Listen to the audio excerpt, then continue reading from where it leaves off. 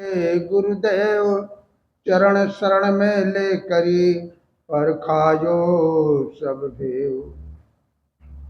यह तन विष की बेलरी गुरु अमृत की खान। शीश दिए जो गुरु मिले तो भी सस्ता जान।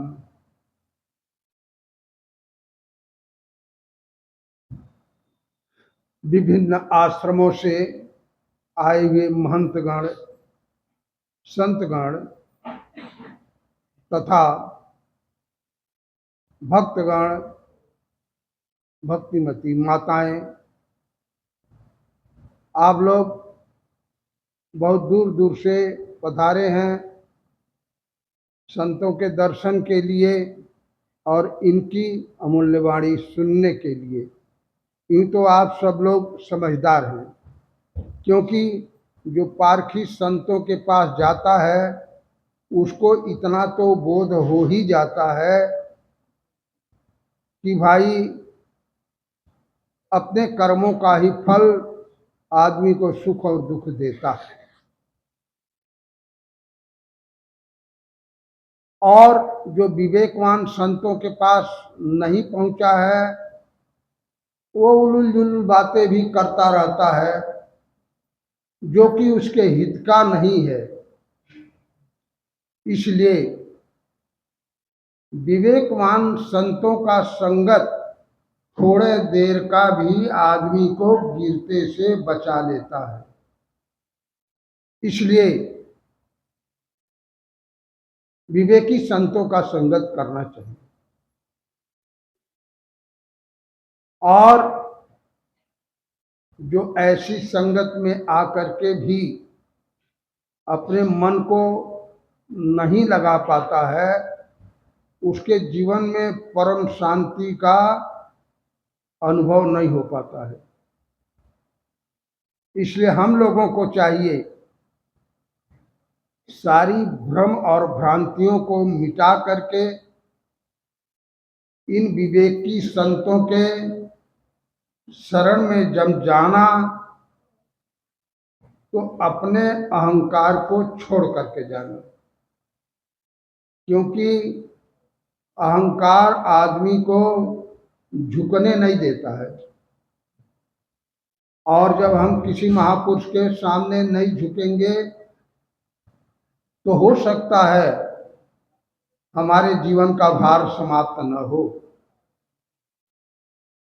अगर अहंकार मिट जाएगा तो आपका जो मानसिक भार है वो समाप्त हो जाएगा। और ये करने के लिए ही आपको अवसर अभी है। ये मनुष्य का जीवन उसी को करने के लिए मिला है। आप ये प्रतिज्ञा करें, संकल्प करें कि हम गुरुजनों की बातों को हृदयंगम करेंगे, अपने जीवन में उससे लाभ उठाएंगे। ऐसा संकल्प होगा तो जिस तरीके से आप किसी दुश्मन की बात सुनते हैं और कोशिश करते हैं कि अक्षर से उसकी बातें हम समझ लें, सुन लें, ठीक इसी तरीके से है गुरुजनों की बातों को भी सुन लेंगे और हृदयंगम कर लेंगे।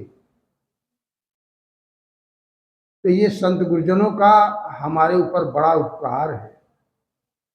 ये आश्रम आज 45वां साल पूरा होने जा रहा है।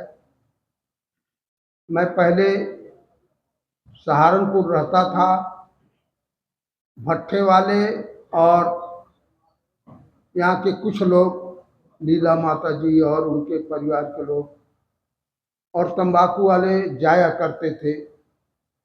तो वहाँ एक साल मैं रह करके बुरहानपुर चला गया था, पुनः आया तो फिर 5 साल रहा। यहाँ के लोगों ने कहा साहेब आप अम्बाला आ जाओ, वहाँ आश्रम बनाएंगे। तो हमने कहा ठीक है। मैं समय अनुसार आऊँगा। आया तो लोगों ने पुरुषार्थ करके ये छाया बना दिया, जहाँ आप लोग ये संतगण की छाया में बैठे हैं। ये यहाँ के लोगों की पुरुषार्थ, लेकिन हमारे जीवन में थोड़ी सी बातें आई जो कहने की योग्य नहीं है। उसके बारे में मैं कल थोड़ा चर्चा करूँगा, जो कि कुछ लोग और आ जाएंगे तब। जिसको मैं अपना समझा था, आदमी भटकता था और यहाँ पर रखा, वही हमारे लिए कांटा हो गया। लेकिन ठीक है भाई, जितना वो किया, अब क्या कर सकते हैं। मुंडे मुंडे मतिर भिन्ने, जैसा जिसका विचार है वैसा वो करेगा, और लाएगा कहाँ से। तो आदमी को हमेशा शुभ कार्य में मन को लगाना चाहिए। आपका सत्ता तो निर्बल है, आपके चेतन में कोई विकार नहीं है। विकार हमारे जीवन में है, शरीर में है, और शरीर में भी विकार क्या कहा जाए, दोनों के संबंध में विकार है। चेतन और शरीर के विकार दोनों के संबंध में आता है। शरीर में भी जड़ में कोई विकार नहीं है, चेतन भी निर्विकार है, लेकिन दोनों के संबंध में विकार आ जाता है। और उसी विकारों से बचने के लिए सत्संग की आवश्यकता है। इसलिए सदगुरु कबीर ने कहा, गांठी रतन मरम नहीं जाना, पारख दीना छोरी हो। गांठी में रतन तो है, लेकिन उसका मरम नहीं जाना। जैसे एक आदमी भेड़ बकरियों को चराने वाला था, जंगल की तरफ ले जाता था, रोजाना जंगल से अपने घर की तरफ ले आता था। जंगल से घर की तरफ ले आता था तो उसको रास्ते में एक पत्थर मिल गया, बड़ा सुंदर सफेद। उसने उठा लिया और एक कपड़ा में लगा करके एक बकरी के गले में बांध दिया, और सब चले जा रहे हैं बकरी। उधर से एक सज्जन, एक पारखी आ रहा था, और वो कपड़े के अंदर होते हुए भी वो पत्थर चमक रहा था, क्योंकि उसका जो स्वभाव था वो कैसे छिपेगा, चमक रहा था। तो उधर से पारखी आ रहा, देखा ये तो कीमती हीरा है, ये बकरे के गले में बांधा है। उनने कहा, भाई क्या ये बकरी के गले में जो पत्थर बांधे हो बेचोगे? उन्होंने कहा, हाँ बेचूंगा। कितना कीमत लोगे? 8 आना। उसको बेचारे को पता ही नहीं था उसका कीमत कितना, लाखों रुपए का हीरा था। लेकिन अगर हम लोग नहीं जानेंगे तो वो पत्थर से ज्यादा क्या समझेंगे। साहब ने कहा न, उधर से अंधा या इधर से अंधा जाए, और अंधे को अंधा मिला तो कौन बतावे रहा। लाल पड़ा मैदान में इत उत सब कोई जाए, निगुरे निगुरे लख लख जावे, और सगुरे ने लिया उठाए। वो आदमी था तो पारखी, लेकिन थोड़ा चूक गया। उनने कहा, भाई ये पत्थर का 8 आना पैसा मांग रहे हो, कम लोगे कुछ? आप 2 आना कम दे दो, 6 आना दे दो, उससे कुछ कम ले ले। नहीं नहीं, इससे कम नहीं। उसने सोचा ये तो जिसको जानता नहीं है, थोड़े देर के बाद मैं लौट कर आऊंगा और ये हमको दे देगा। इतने में दूसरा पारखी आ गया, देखा दूर से और कहा, भाई क्या ये पत्थर बेचोगे? उन्होंने कहा, हाँ। क्या कीमत? 8 आना। निकाला उसने 8 आना, उसको दे दिया। कोई मोल भाव नहीं किया, क्यों? वो जान रहा है ना कि हीरा है। अब जानने वाला भी आदमी मोल भाव करे तो ये तो कपटी का लक्षण है। इसलिए साहब ने कहा, कपटी मित्र न चाहिए, पेट पहले, आगे राह बता के पीछे धोखा दे। आप राधा जी हैं, मैं इनको नहीं जानता था। मैं इनके एरिया में हमारे ज्ञानी जी हैं, इनके यहाँ गया था, तो इनके यहाँ कोई फोटो पड़ा होगा उनके परिवार में, लेकिन इनको देखी तो पूछी होंगी कि ये कहाँ संत रहते हैं। संजोग ऐसा बना, 2 साल के पहले कुरुक्षेत्र में ये आई थी उनके साहिब के यहाँ कार्यक्रम में, देवनारायण के गुरु पूर्णिमा पर। हम भी वहाँ पहुँचा, लेकिन हम लोग देर से पहुँचे। वहीं मिलना हुआ, और वहीं मिलना हुआ तो इन्होंने पूछ पड़ी कि साहब आप कहाँ से आए? तो अम्बाला से। तो क्या हम लोग भी अम्बाला आ सकते हैं? हमने कहा अम्बाला सबके लिए खुला है। आप कितने लोग हैं? 4 लोग हैं। तो आप कभी भी आ जाएं देर सवेर, ये तो संतों के लिए आश्रम है। हाँ, अकेली एक महिला को रात में नहीं रखते हैं, क्योंकि संसार के बदनामी से डरते हैं, और कोई कारण नहीं। आप लोग तो चाहे वहाँ जितना दिन रहें आ गए। तो संजोग ऐसा था कि हमको दूसरे दिन कहीं कार्यक्रम में जाना था। ये लोग रह गए, हमारे संत थे ज्ञानी दास पुराने, और उनके पास रहे, और 2-3 दिन रह करके ये लोग फिर माजरा एक गांव है, तो चंडीगढ़ इनके शिष्य गए थे, वहाँ से वो माजरा भी गए। वहाँ भी उन्होंने देखा, और थोड़ा टाइम इनको बोलने के लिए तो ज़्यादा नहीं बोली, एक पद बोले। और फिर उसके बाद इनके यहाँ मुझे आमंत्रण आया, तो मैंने गया। बड़ा अच्छा व्यवहार देखा भाई।